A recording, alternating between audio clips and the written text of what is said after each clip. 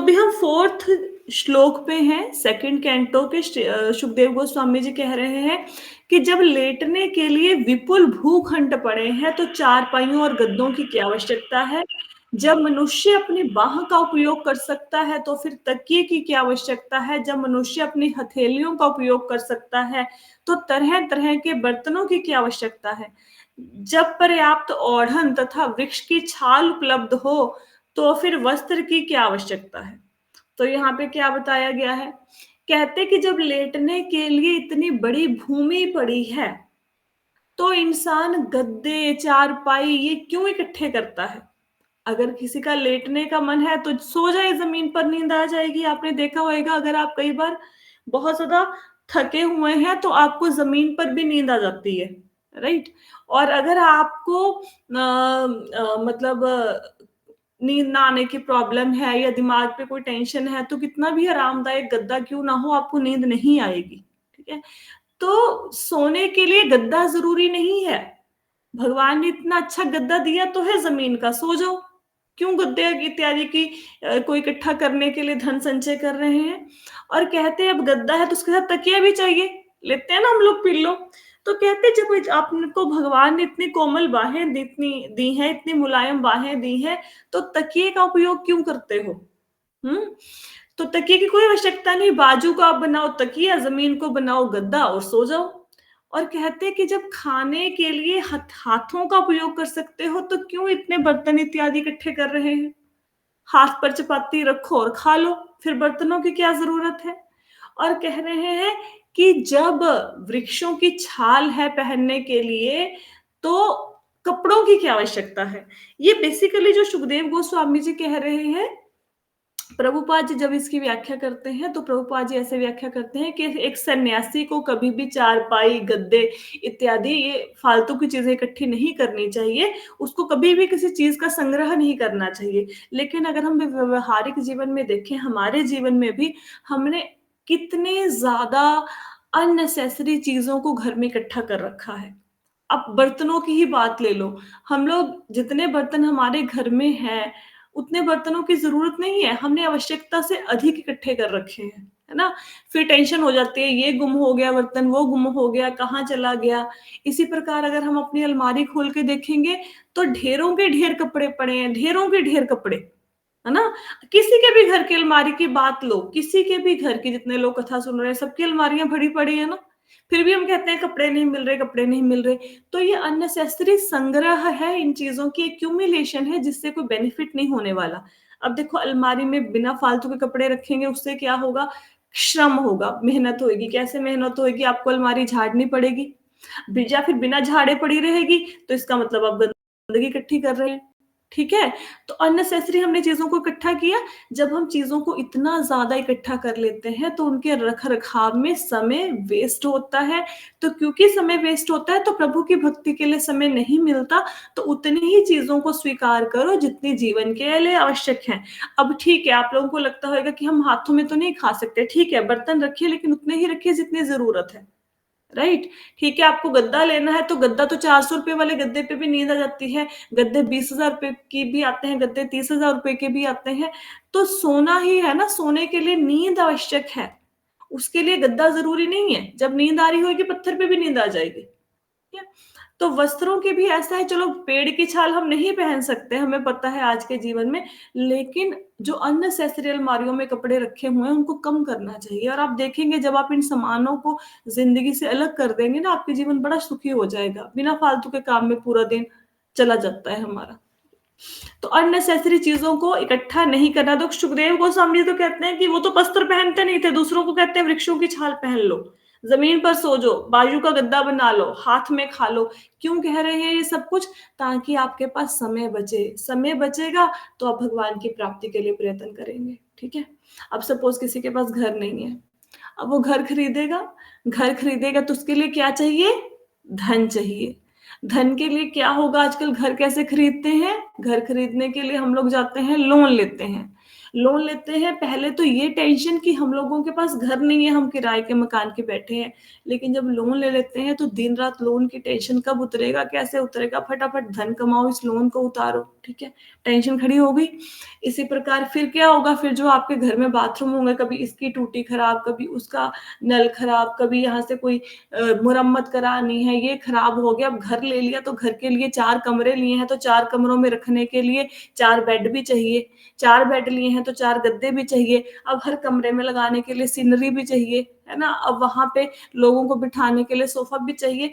तो घर लेना मतलब हम लोगों ने बहुत बड़ा एक झंझट पाल लिया, है ना? इसी प्रकार शादी करनी है, क्यों शादी करनी है? घर को सँभालने वाली आ जाएगी, खाना बनाने वाली आ जाएगी। खाना बनाने वाली तो आ जाएगी, लेकिन उसके साथ फिर शादी होएगी तो बच्चे आएँगे, फिर उनकी पढ़ाइयों के खर्चे, फिर उनको पालन-पोषण का। तो हर चीज़। अब हमने गाड़ी खरीदनी है, सपोज़ गाड़ी की इच्छा है, गाड़ी ले ली, फिर वहीं से लोन लेंगे, तो गाड़ी का खुशी तो शायद 1 महीना, 2 महीने रहेगी, लोन की किश्त हर बार खड़ी है।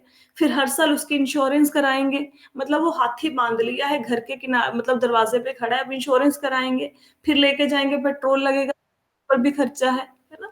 तो हम लोग जिन भौतिक भोगों के पीछे भाग रहे हैं, हमें लगता है इनको प्राप्त करके हम सुखी हो जाएँगे, एक्चुअली वो सुख का छल मात्र है, वो सुख नहीं है। हमें ऐसे लगता है कि उसमें सुख है, लेकिन एक्चुअली भौतिक भोगों में सुख नहीं है। अब देखो हम सुबह-सुबह कथा सुन रहे हैं, है ना? तो कितना आनंद आता है, एक दिन भी कथा मिस हो जाए कितना ऐसा लगता है पता नहीं क्या चीज़ छूट गई। तो कोई धन मिल रहा है यहाँ पे, कोई पैसा आपके अकाउंट में जा रहा है, नहीं जा रहा, कोई मेरे अकाउंट में पैसा आ रहा है सुनाने का, नहीं आ रहा, फिर भी आनंद आ रहा है ना। तो आनंद भौतिक चीज़ों का मोहताज नहीं है। आनंद मिलता है भगवान की भक्ति में, लेकिन हम भौतिक वस्तुओं में अपने आनंद को खोजते हैं, वो हमारा परिश्रम ही होता है, उससे एक्चुअल आनंद की प्राप्ति नहीं होती। जैसे अगर किसी को फ़ीवर है, बुखार है, तो उसको हर चीज़ कड़वी लगेगी। उसको गुलाब जामुन भी खाने को दोगे ना, वो भी कड़वी लगेगी। तो क्या एक्चुअल में गुलाब जामुन कड़वी है? नहीं, गुलाब जामुन कड़वी नहीं है, उसके मुख का स्वाद कड़वा है। तो इसी प्रकार हमें लगता है भौतिक भोगों में बड़ा सुख है, लेकिन एक्चुअली ये जो भौतिक भोग हैं, वे दुखों का घर है, हमें लगता है कि इनमें सुख है। अगर इन चीज़ों में सुख होता, तो आप उन दिनों को याद करो जब आपकी सैलरी या फिर आपकी बिज़नेस इनकम बहुत कम थी। तब आपको लगता है इससे आगे बढ़ेगी तो खुश हो जाएँगे। फिर आपकी सैलरी धीरे-धीरे बढ़ी और बढ़ी, बिज़नेस में और पैसा आया। ऐसे ही घर में जो लोग चलो धन नहीं भी कमाते, हाउसवाइफ्स हैं, उनको लगता था घर में ये सामान आ जाए बड़ी खुशी मिलेगी, ये हो जाए खुशी मिलेगी। तो जितना आपने सोचा उससे कहीं गुना ज़्यादा आपको मिल चुका है, तो इतना मिलने के बाद भी क्या आप खुश हो? तो इसका मतलब क्या है, इन भौतिक चीज़ों में खुशी नहीं है, खुशी तो भगवान के नाम में है, वो हम जपते नहीं हैं। हुँ? तो भौतिक वस्तुओं की आवश्यकताएँ कम करोगे तभी समय मिलेगा भगवान की भक्ति के लिए। अब आगे सुखदेव गोस्वामी जी कहते हैं, क्या सड़कों पर चिथड़े नहीं पड़े? क्या दूसरों का पालन करने वाला वृक्ष अब दान में भिक्षा नहीं देते? क्या सूख जाने पर नदियाँ प्यासे को जल प्रदान नहीं करती? क्या पर्वतों की गुफाएँ बंद हो चुकी हैं? या सर्वशक्तिमान भगवान पूर्ण शरणागत आत्माओं की रक्षा नहीं करते? तो फिर विद्वान मुनिजन उनकी चापलूसी क्यों करते हैं, जो अपनी गाढ़ी कमाई की संपत्ति के कारण प्रमत्त हो गए हैं? तो सुखदेव गोस्वामी जी कहते हैं कि अगर किसी को वस्त्र चाहिए तो क्या सड़कों पर चिथड़े नहीं पड़े? इसका मतलब क्या है, आपने कई बार देखा होगा ना, लोगों के कपड़े पुराने हो जाते हैं, वो सड़कों पे फेंक देते हैं, या ऐसे ही कहीं पे आप कई जगह पे देखोगे कि शहरों में नेकी की दीवार लिखा होता है, वहाँ पे लोग जाके पुराने कपड़े रख आते हैं। तो पुराने कपड़े मोस्टली लोग डोनेट कर देते हैं। तो अगर किसी ने धन नहीं कमाना ना, मतलब आप ये सोचो सुखदेव गोस्वामी जी बिल्कुल लेज़ी बना रहे हैं, बिल्कुल लेज़ी, भी कुछ भी इकट्ठा ना करो। पर लेज़ी बनाने का मतलब ये नहीं है कि कुछ भी धन इकट्ठा ना करो, चद्दर तान के सो जाओ, ये नहीं कह रहे हैं। फिर जो समय बचेगा उसको भगवान की भक्ति में लगाओ। तो अगर कपड़े चाहिए तो कहते हैं कपड़े मिल तो जाते हैं सड़कों पर।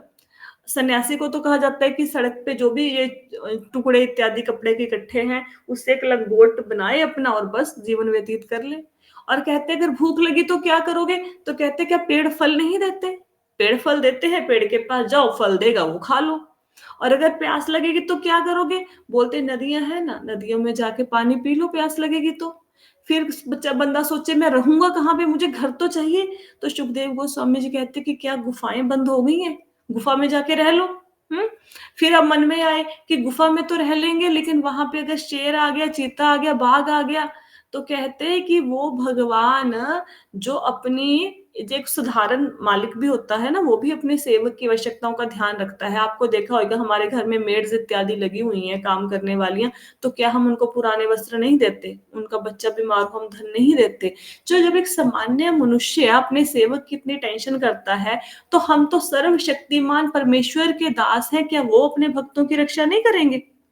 एक साधारण सा व्यक्ति जो उसके अंदर जो कोई बंदा नौकर काम करता है, उसके वो देखता है कि मेरे नौकर के पास चप्पल नहीं है, तो उसको चप्पल दिला देता है, देखता है सर्दी इतनी इसने कपड़े नहीं पहने हुए, तो उसको अपने पुराने वस्त्र दे देता है। तो दुनिया का अगर साधारण मनुष्य अपने सेवक की इतनी रक्षा करता है, इतनी चिंता करता है, तो सर्वशक्तिमान भगवान हम उनके सेवक बनेंगे, हमारी रक्षा नहीं करेंगे, हमारी चिंता नहीं करेंगे। तो अगर गुफा में कोई रहेगा भगवान की भक्ति के लिए, तो कोई शेर चीता के नहीं खाएगा। भगवान के भक्त थे हरिदास ठाकुर जी, तो वो एक गुफा में रहते थे, उस गुफा में सांप रहता था, इसी के परपट में ये कथा है, तात्पर्य में। तो उनको कोई भक्त मिलने आते थे, वो हरिदास ठाकुर जी से कहते थे कि उनको सांप से डर लगता है, सांप यहाँ पे रहता है। तो हरिदास ठाकुर को भी लगा कि हाँ भी सांप रहता है, तो भक्त आते हैं दर्शनों के लिए, तो उनको डर लगता है। तो सांप ने, जब ये बात चल रही थी, सांप बिल से निकला और गुफा को छोड़कर चला गया। मतलब पशु पक्षी भी जब आप भगवान की भक्ति करते हो, तो भगवान उनके हृदय में ये भाव उत्पन्न करते हैं कि ये मेरा भक्त है, इसको परेशान नहीं करना। आप ये सोचो, नारद मुनि कब जंगल में निकले भगवान की खोज के लिए? जब वो 5 साल के बच्चे थे, है ना? और हम लोग निकलेंगे, हमें शेर चीता खा जाएगा ना, लेकिन उनको नहीं खाया। क्यों नहीं खाया? क्योंकि भगवान के भक्त थे, तो भगवान अपने भक्तों की हर जगह पे रक्षा करते हैं। ध्रुव महाराज कितनी साल की उम्र में तपस्या करी? 5 साल की उम्र में। कहाँ गए? जंगल में। तो किसी शेर चीते ने खाया? नहीं खाया। क्यों नहीं खाया? तो क्या शेर चीते सो गए थे ध्रुव महाराज को देख के? नहीं, क्योंकि भगवान अपने भक्तों की रक्षा करते हैं। तो भगवान दुर्वासा मुनि से कहते हैं कि मैं उन भक्तों को कैसे छोड़ सकता हूँ जिन्होंने मेरे लिए अपने घर बार छोड़ दिए हैं, अपने सगे संबंधी छोड़ दिए हैं, मैं उन भक्तों को कैसे छोड़ सकता हूँ? तो भगवान नहीं छोड़ते। तो हमें कोई जरूरत नहीं है किसी ऐसे धनी व्यक्ति की चापलूसी करने की जिसने गलत कामों से धन इकट्ठा किया है। सन्यासी को भी जरूरत नहीं है किसी धनी व्यक्ति की कमाई के ऊपर आश्रित होने की अपने जीवन निर्वाह के लिए। तो किसके ऊपर आप डोरी छोड़ो? अपनी भगवान के ऊपर, जिसने आपको 10, 20, 30, 40, 50, 60 साल का कर दिया, वो अगले 10, 20 साल भी आपके निकाल देगा, आपके जितना जीवन है, और आपके बच्चों को भी, बच्चों का भी ध्यान रख लेंगे भगवान, क्योंकि वो पूरी दुनिया का ध्यान रखते हैं।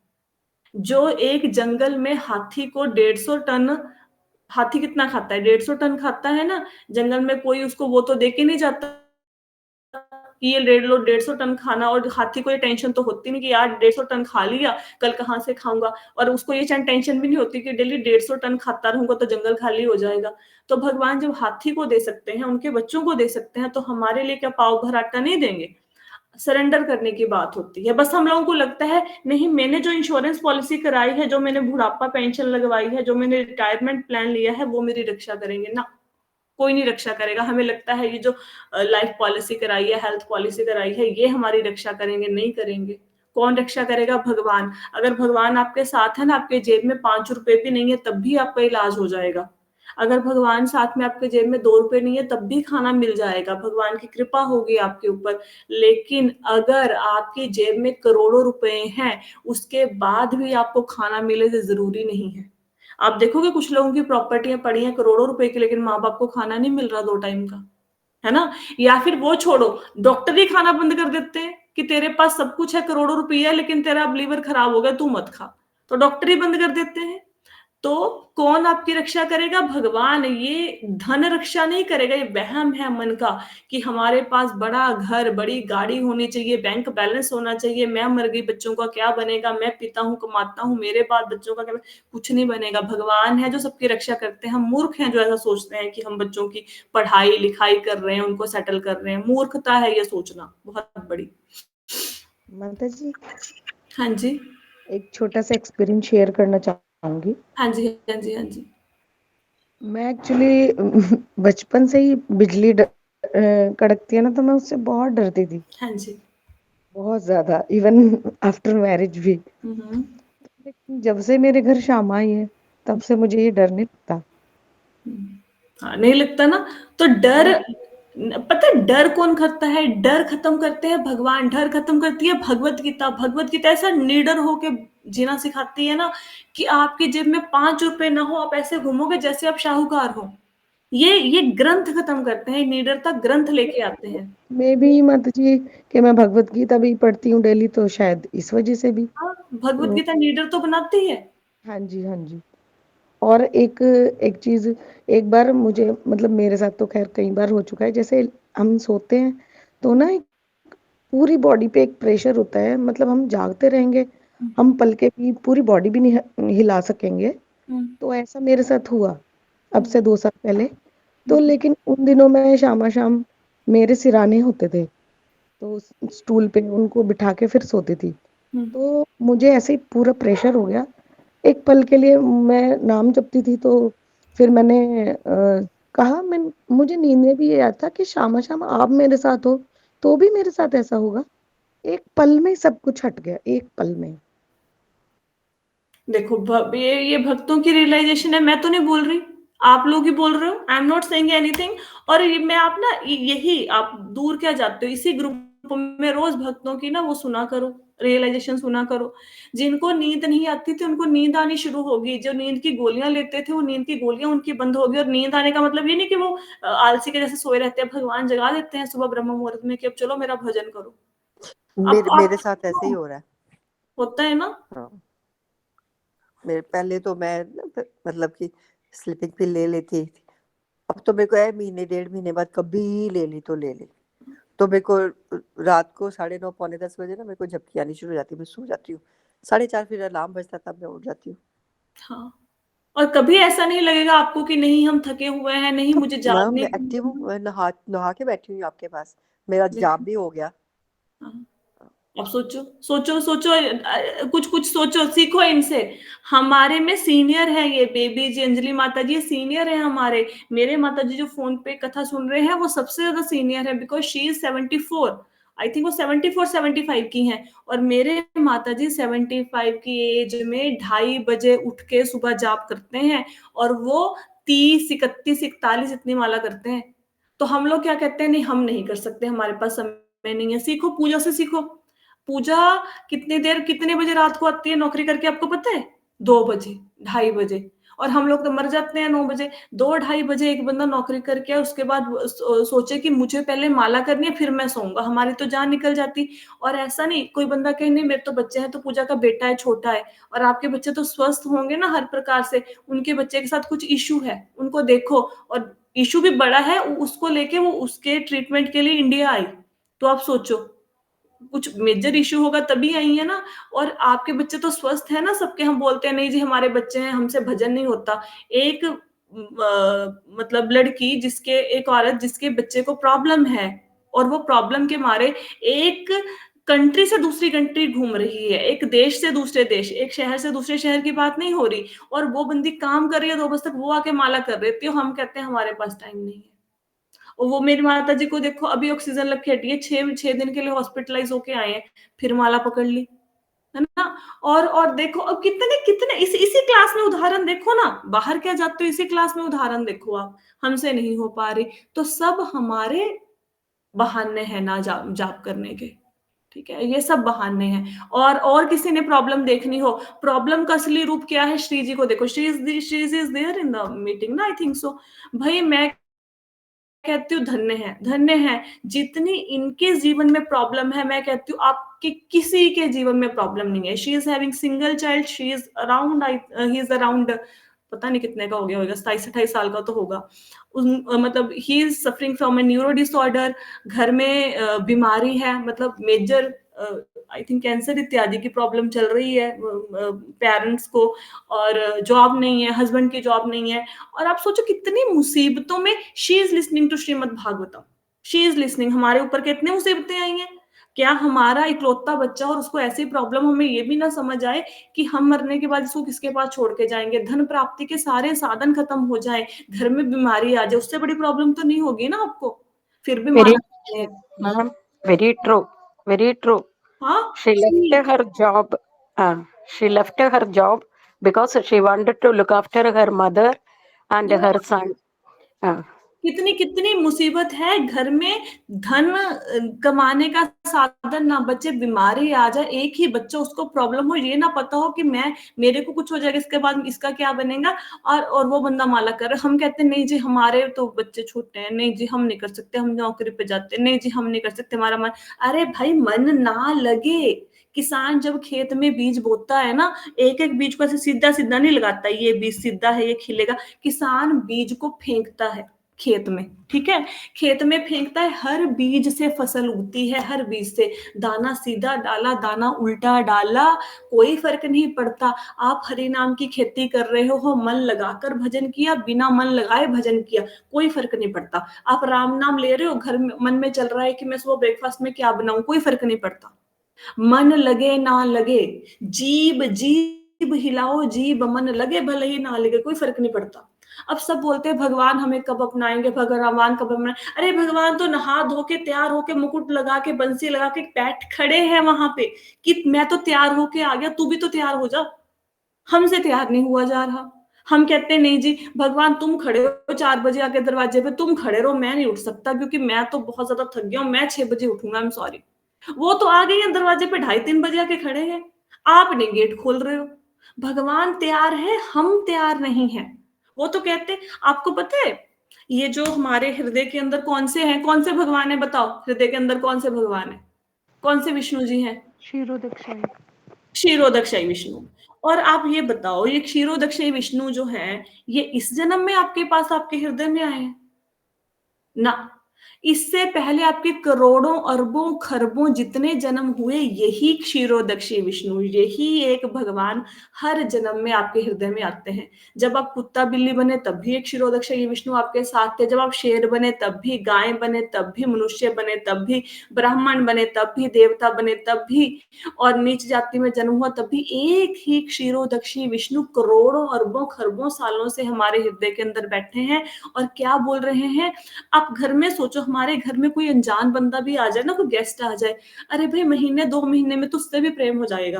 अब हमारे घर में बहू आती है, वो किसी और के घर की बेटी है, लेकिन जब वो हमारे घर में आती है, चाहे हम भले ही हमारी उससे ना बने, साल 2 साल 4 साल 5 साल में तो अपना लेते हैं ना उसे, भले ही इनिशियली ना बने, फिर वो हमारे घर की बन जाती है, फिर वो अपने मायके की नहीं रहती। कितनी माताएं हैं जो मायके जाती हैं, जाती नहीं है माताएं मायके, टाइम ही नहीं लगता, क्योंकि वो कहती हैं ये मेरा घर है। वो अपने मायके में जाके पता क्या कहेंगी, जब ससुराल में एक दिन में रह के आएंगी, मुझे अपने घर वापस जाना है, अपने घर। वो एक लड़की एक दिन में ससुराल को अपना घर मान लेती है, और ससुराल वाले पूरी जिंदगी उसको अपना नहीं मान पाते, बेगानी लड़की कहते हैं। अब सोचो, और उसी की बुराइयां करते हैं। वही मतलब जो भाभी आपके किचन में खड़े होकर खाना बनाएगी कि मेरी ननद आई है, वो सास और ननद मिलके उसकी चुगली करेंगे बैठ के, वो जो खाना बना रहा है उसके लिए। कितनी गलत बात है भाई, ऐसा नहीं होना चाहिए। तो वो भगवान जो क्षीरोदक्षई विष्णु हमारे हृदय के अंदर हैं, जो करोड़ों जन्मों से हमारे साथ हैं, वो पता क्या वेट कर रहे हैं कि ये बंदा मेरी तरफ पीठ करके बैठा है, किसी जन्म में तो मेरी तरफ फेस करेगा और बोलेगा मैं तेरा, किसी जन्म में। और हम इतने मूर्ख नलायक गधे इंसान हैं, हम कहते हैं पूरी दुनिया हमारी, पर जो हृदय में क्षीरोदक्षई विष्णु बैठे हैं ये हमारे नहीं। कोई ऐसा एक रिश्ता नाता बताओ कि पिछले जन्म में जो माँ बाप मिले थे इस जन्म में वही मिले, पिछले जन्म में जो पत्नी थी पति थी इस जन्म में वही मिले। सारे चेंज होते हैं, लेकिन क्षीरोदक्षी विष्णु वही है, करोड़ों सालों से साथ चल रहे हैं, हर बार साथ चल रहे हैं। सी, है ना? मानने की बात है, रियलाइजेशन की बात है।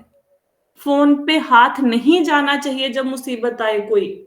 आप किसी को याद मत करो, किसको याद करो? अरे अगर आप अपने माता से इतना प्रेम करते हो, जिसने आपको जन्म दिया, जिसके साथ आपने 50 साल बिताए, 60 साल या 10 20 50 जितने भी साल बिताए, उससे इतना प्रेम है, जो हृदय में क्षीरोदक्षी विष्णु बैठे हैं करोड़ों सालों से, उनसे प्रेम ना हो पाया, धिक्कार है, धिक्कार है हमें। पर सोचो, ऐसा सोचो, देखो कितना मजा आता है। हमेशा हमारे साथ, कभी नहीं छोड़ेंगे, कभी भी नहीं। दुनिया के लोग पता क्या है, धन है आपके साथ है, धन गया दोस्त भी गए, है ना? और क्या है, शरीर सही है साथ है, शरीर खराब हुआ बोलेंगे ये कब मरेगा, है ना? मृत्यु हुई, मृत्यु के बाद सब कहेंगे फटाफट, ऐसा नहीं बोलेंगे कि मेरी मतलब किसी का नाम राहुल है, ये नहीं बोलेंगे राहुल की डेथ होगी, बोलेंगे डेड बॉडी है, डेड बॉडी, नाम ही बदल देते हैं 1 मिनट में, डेड बॉडी। डेड बॉडी को इधर ले जाओ, डेड बॉडी को उधर ले जाओ, नाम खत्म हो जाता है आपका, है ना? लेकिन भगवान हमेशा साथ, जिंदगी के साथ भी, जिंदगी के बाद भी, है ना। तो ऐसे भगवान के प्रति प्रेम नहीं उत्पन्न हो रहा तो भी पत्थर दिल है, फिर कुछ नहीं हो सकता, कुछ ना हो पाएगा। मुझे लगता है कि इतनी मैंने लोगों के जीवन से आपको कथाएं शेयर करी हैं, इसके बाद माला ना करने का किसी के पास कोई कारण नहीं बचना चाहिए। इतना मत्था मारने के बाद भी अगर मुख से हरि नाम ना आया भैया, फिर तो भगवान ही मालिक है, भगवान मालिक है, वही बुद्धि देंगे। मनुष्य को इस प्रकार आगे कहते हैं, मनुष्य को इस प्रकार स्थिर होकर उनकी भगवान की सर्वशक्तिमत्ता के कारण अपने हृदय में स्थित परमात्मा की सेवा करनी चाहिए। चूंकि वे सर्वशक्तिमान भगवान नित्य एवं असीम है, अतएव वे जीवन के चरम लक्ष्य है। उनकी पूजा करके मनुष्य बद्ध जीवन के कारण को दूर कर सकता है। तो क्या कहते हैं, किसकी सेवा करनी चाहिए? अब मनुष्य का धर्म ही है सेवा। अब देखो, माता किसकी सेवा करती है? बच्चों की। पति किसकी सेवा करता है? पत्नी की। पत्नी किसकी सेवा करती है? पति की। बॉस की सेवा कौन करता है? एम्प्लॉई। और उसके बॉस किसकी सेवा करता है? अपने बॉस की। तो जीवन में हर व्यक्ति किसी ना किसी की सेवा किए जा रहा है, लेकिन उसको ये नहीं पता कि असली भोक्ता तो परमात्मा है, असली सेवा तो भगवान की करनी चाहिए। तो सेवा करनी चाहिए, किसकी करनी चाहिए? भगवान की। कहाँ है? हृदय में। आपका शरीर एक मंदिर है, और इस मंदिर में ऐसा नहीं कि कोई बाहर से डीटी ला के इंस्टॉल करने पड़ेंगे, कोई लड्डू गोपाल जी अंदर बिठाने हैं ना, वो ऑलरेडी बैठे हैं। यस्टरडे पूजा वाज सेइंग ना कि उन्होंने लड्डू गोपाल जी लेके आ रही है। अंदर जो क्षीरोदक्षी विष्णु बैठे हैं, लड्डू गोपाल जी नहीं है। एक क्षीरोदक्षी विष्णु बैठे तो हैं, शरीर आपका मंदिर, अंदर आपके बैठे हैं भगवान, है ना। तो उसकी सेवा कीजिए आप। तो क्या कहते हैं, वो क्या है? सर्वशक्तिमान है, नित्य है, असीम है, और वही जीवन के अल्टीमेट गोल है। उनकी पूजा करके आप जीवन मृत्यु के चक्कर को खत्म कर सकते हो। राइट। सेवा करो, लेकिन संसार के लोगों की सेवा जितनी मर्जी कर लो, ऐसा करो पूरे घर वालों के ना लिए ना खाना बनाओ, पूरी जिंदगी बनाओ, 50 साल बनाओ, 4 दिन बोलो मैं तो खाना बनाना बंद कर रही हूँ, पता लग जाएगा आपको क्या क्या आपका, और आपको रिकॉग्नाइज किया, गालियां निकाल लेंगे, क्यों नहीं खाना बन रहा, ये वो। लोग भूल जाते हैं सेवा करके, भगवान याद रहते हैं। भगवान को कभी आपने तुलसी का पत्थर भी चढ़ाया ना, भगवान पूरी जिंदगी याद रखते हैं। द्रौपदी का नहीं याद रखा, द्रौपदी ने अपनी साड़ी फाड़ कर भगवान को बांधी, तो भगवान ने देखो कितना वस्त्र दिया बड़ी सेवा में। तो आपके उपकार भूल जाएंगे हैं। अब हनुमान जी और वानरों ने जब उनकी सहायता करी पुल बनाने में, तो कृष्ण अवतार में आके अपने हाथों से वानरों को माखन खिला रहे हैं। भगवान नहीं भूलते। भगवान को जल का एक लोटा भी दोगे, भगवान कभी नहीं भूलते। इस संसार के लोग हैं कि करोड़ों की जायदाद छोड़ के चले जाओ, फिर भी गालियां ही मिलती हैं आपको अंत में। भगवान नहीं भूलते। आगे कहते हैं, निपट भौतिकवादियों के अतिरिक्त कौन ऐसा होगा कि यह देखकर कि जन सामान्य अपने कर्मों से मिलने वाले फलों के कारण क्लेशों की नदी में गिरे हुए हैं, ऐसे विचारों की उपेक्षा करे और केवल क्षण भंगुर नामों को ग्रहण करे। तो कहते, जब इतनी, देखो हम लोगों ने इतनी भगवान की महिमा गा दी, इसके बाद भी किसी का भगवान में अगर प्रेम नहीं उत्पन्न होता, तो इसका मतलब क्या है कि वो भौतिकवादी है, उसको संसार की चीजों से प्यार है। ठीक है। तो जो जिनको संसारी वस्तुओं से प्यार है, सिर्फ वही ऐसा है जिसको भगवान से प्रेम नहीं होता, और जो भगवान के नाम को ग्रहण करने की बजाय अपने नाम की प्रसिद्धि में लगा रहता है कि मैं भगवान की तरफ नहीं देखते। इतनी भगवान के नाम की महिमा है, इतने, और हम देख रहे हैं कि हम अपने कर्मों के कारण बार बार जन्म मृत्यु के चक्कर में गिर गए हैं और क्लेशों की नदी में गिरे हुए हैं, और भगवान का नाम हमें इससे निकाल सकता है। फिर भी अगर नाम नहीं लेते तो फिर क्या कहा जा सकता है? क्या ही कहा जा सकता है। आगे चलते हैं।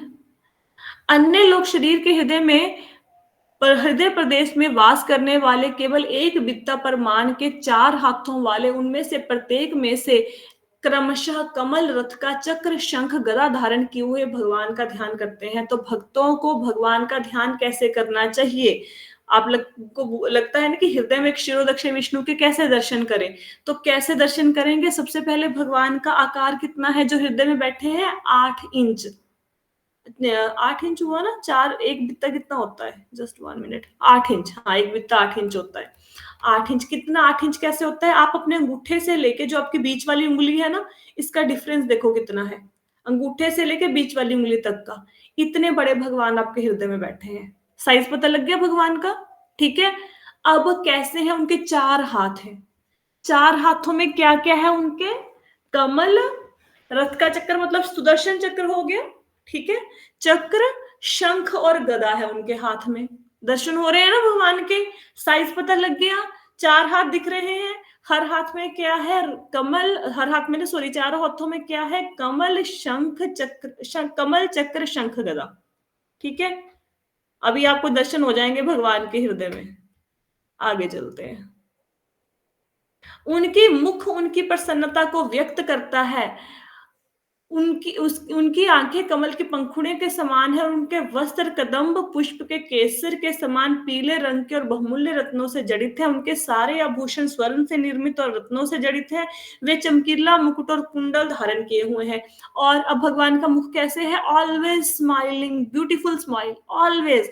हम लोगों के जैसा नहीं, कभी मुंह बना ले, कभी ऐसा, ऐसा नहीं है। हमेशा प्रसन्न है भगवान। ये नहीं कि मेरी भक्ति करा, मेरे से कोई वरदान मांग लेगा, कुछ नहीं, भगवान हमेशा खुश है। आंखें कैसे हैं? जैसे कमल की पंखुड़ियां होती हैं, बड़ी बड़ी आंखें हैं भगवान की, कमल जैसे सुंदर आंखें। और कपड़े किस रंग के पहने हुए हैं भगवान ने? पीले रंग के वस्त्र, चमचमाते हुए वस्त्र हैं भगवान के, और बहुमूल्य रत्नों से सुशोभित हैं वो। और सारे शरीर में भगवान के क्या है? गहने पहने हुए हैं। किसके बने हुए हैं? सोने के। और उनके अंदर क्या लगा हुआ है? रतन लगे हुए हैं। मुकुट पहना हुआ, मुकुट बहुत चमचमाता, बहुत सुंदर मुकुट है। और कानों में क्या है? कुंडल। कुंडलों की आकृति कैसी है यहाँ पे लिखा नहीं हुआ, लेकिन मकर आकृति के कुंडल हैं। आगे चलते हैं। दर्शन हुए भगवान के? चलो जी। उनके चरण कमल महान योगियों के कमल सदृश हृदय के गुच्छों के ऊपर रखे हैं। उनके वक्ष स्थल पर कौस्तुभ मणि है जिसमें सुंदर बछड़ा अंकित है। उनके कंधे पर अनेक रत्न हैं। उनके पूर्ण स्कंद प्रदेश ताजे फूलों की माला से सुसज्जित है। अब देखो, अच्छा, एक ध्यान से, अब सब लोग कथा सुन रहे हो ना, ये मैं आपको बड़ा करके दिखाती हूँ। आपको ये श्री नजर आया? देखो, श्लोका पढ़ो संस्कृत में। उनीन्द्र हृत पंकज कर निकालय, योगेश्वरा स्थापित पाद पल्लवम, श्रीलक्षणम कौस्तुभ रत्न कंदर, ममलान लक्ष्म्य वनमालयाचितम। श्री समझ आया? आपको पता है पूरी भागवतम में राधा रानी जी का वर्णन कहीं नहीं है, राधा रानी जी का नाम कहीं नहीं है। क्यों ऐसा? श्रीमद् भागवतम में राधा रानी जी का नाम क्यों नहीं है? बताओ। ये श्री जो है तुलसीदास लक्ष्मी माता जी का नाम ही श्री बोलते हैं ये उनको राधा रानी है। जी। वो, क्योंकि वो जब भी सुखदेव जी राधा रानी का मतलब कि सोचते थे, मन में आता था, तो वो उनकी तरफ अट्रैक्ट, मतलब समाधि में चले बेहोश हो जाते जाते थे, उनका होश नहीं रहता था, उनका नाम ही जपते रहते थे। कहते हाँ, जब मैं ऐसे करूंगा तो उनका नाम बार बार आएगा, तो मैं फिर कथा कैसे पूरी करूंगा एक हफ्ते यस, में। क्योंकि परीक्षित महाराज के पास 7 दिनों का समय है, 7 दिनों में श्रीमद् भागवतम सुनानी है। और अगर राधा का नाम लिया तो सुखदेव गोस्वामी जी की समाधि लग जाएगी। लेकिन करें क्या? राधा नाम के बिना भागवत हो कैसे? तो जहां जहां पे आपको राधा नाम बहुत जगह पे श्रीमद् भागवतम मिलेगा, लेकिन गुप्त रूप से है। अब जो ये श्री है, ये श्री क्या है? राधा जी है हमारी। ठीक है, तो ये राधा जी के भी दर्शन हो गए आज। चलो आगे चलते हैं। तो कहते जो महान योगी हैं, जो इस प्रकार से भगवान का ध्यान करते हैं, उनके हृदय कैसे हैं? कमल जैसे। उनके ऊपर जो योगियों के हृदय, जो उनके मन है, जो भगवान के भक्त हैं, उनके जो मन है वो कमल के समान है। उनके ऊपर भगवान अपना पैर रखते हैं। भक्तों के हृदय में भगवान धारण करते हैं अपने आप को। भक्तों के हृदय में प्रकट होते हैं। और वक्षस्थल और छाती पर कौन सी मणि है? कौन सा नेकलेस पहना हुआ है भगवान ने? कौस्तुभ मणि का। और नेकलेस के अंदर किसकी चित्र है? किसका चित्र अंकित है? बछड़े का। तो समझ आया? लॉकेट नजर आ गया भगवान का। नेकलेस कौस्तुभ मणि का नेकलेस है, भगवान की छाती तक आता है वो, उसके ऊपर बछड़ा बना हुआ है। कंधे पर क्या है? रत्न। कंधे पर भी रत्न है। और गले में क्या है? वनमाला, है ना? क्या वो गाते होते हैं ना, वन, याद नहीं आ रहा, आरती कुंज बिहारी। भजन याद रहा। वनमाला किसको कहते हैं? वनमाला उसको कहते हैं जैसे वन में, वैजंती माला के जो मल्टी कलर के फूल होते हैं, उनकी हाँ माला बन। हाँ हाँ हाँ, वो गाते हैं ना, गले में वैजंती माला, बजाए मुरली मधुर बाला, करण में कुंडल झलकाला, नंद के आनंद नंद लाला। है ना, कितना सुंदर गाते हैं। तो क्या कौन सी माला है? वनमाला। वनमाला का मतलब है वन में इतने अलग अलग कलर के फूल होते हैं, उनकी माला। और माला छोटी सी नहीं है, पतली सी नहीं है, मोटी माला है उनके गले में। और उनके गले में जो माला है ना, देखो यहाँ पे वर्ड यूज हुआ है ना, लक्ष्मया। लक्ष्मया वनमालया। और अमलान, अमलान मतलब मलान होता है गंदा, अमलान होता है जो कभी गंदा नहीं होता, वो ताजे फूलों की माला है, ऑलवेज फ्रेश फूल। ऐसी माला भगवान ने धारण करके, कहा वो गर्दन से उनके ऐसे ना लंबी माला है, ऐसे घुटनों तक जाती है, लंबी माला भगवान ने धारण कर रखी है। दर्शन हो रहे भगवान के? चलो चलो। उनकी कमर अलंकृत करे धनी से सुशोभित है, उनकी उंगलियों में बहुमूल्य रत्नों जड़ित अंगूठियां हैं, उनके नुपुर और उनके कंकण, उनके घुंघराले नीले रंग के चिकने बाल और उनका सुंदर मुस्कान युक्त मुख, ये सभी लुभावने हैं। तो कमर में क्या है, जैसे हम तड़ागी पहन बोलते हैं ना, ऐसे बच्चों के बांधी होते, तो कमर में कमरबंद है। उंगलियों में क्या है? अंगूठियां हैं। और पांव में पायल है, उसमें घुंघरू लगे हुए हैं। और बाल कौन से रंग के हैं? नीले, काले नीले रंग के केश और घुंघराले हैं। और ना सिल्की बाल हैं भगवान के, चिकने बाल। और मुख पर मुस्कान है। मतलब these are so so so beautiful. Okay, आगे क्या कहते हैं? भगवान की भव्य लीलाएं, उनके हास्य में मुख की उल्लास चितवन, उनके व्यापक वरदानों के संकेत है। अतः मनुष्य को चाहिए जब तक ध्यान द्वारा उसका मन भगवान पर स्थिर जा सके, तब तक मन को उनके इसी दिव्य रूप में एकाग्र करे। तो जो भगवान है, भगवान के फेस पर हमेशा मुस्कान रहती है। और वो मुस्कान कैसी है? वो मुस्कान वरदान देने वाली है, अनुग्रह करने वाली है। सिर्फ मुस्कुराते नहीं है, भक्तों को वरदान भी देते हैं। तो मनुष्य को चाहिए इस प्रकार अपने हृदय में भगवान का दर्शन करे। ठीक है। चतुर्भुज भगवान, चार भुजाएं, शंख चक्र कमल गदा हाथों में, पीले रंग के वस्त्र चमचमाते, वस्त्र चमचमाता मुकुट और कानों में कुंडल, कमर में कमरबंद, हाथों में अंगूठियां, सुंदर सी मुस्कान भगवान की, घुंघराले नीले काले बाल जो उनके फेस पर ऐसे आए हुए हैं, गले में वनमाला है, मोटी माला, ताजे फूलों की माला, पाँव में पायल, हाँ, और कमरबंद और बाजूबंद, और बहुत सुंदर सुंदर गहने भगवान ने पहने हुए हैं, और हमेशा मुस्कुराते रहते हैं। ऐसे भगवान का दर्शन करो। ठीक है। बाकी के श्लोका कल करेंगे। कोई किसी का कोई प्रश्न है तो ले सकते हैं। Any question? ठीक है, चलो, कोई प्रश्न नहीं है तो कथा को विश्राम दें। मैम, हरे बछड़ा, बछड़ा हिंदी वर्ड यूज किया था। बछड़ा मीन्स वो काफ कहते हैं, काऊ के बच्चे को क्या बोलते हैं? Calf. Calf, calf. Okay ma'am, thank you. Okay, ठीक है, चलो, और कोई प्रश्न तो नहीं है? Right, so thank you so much everyone for joining the session. Hare Krishna. Hare Krishna, Radhe Radhe.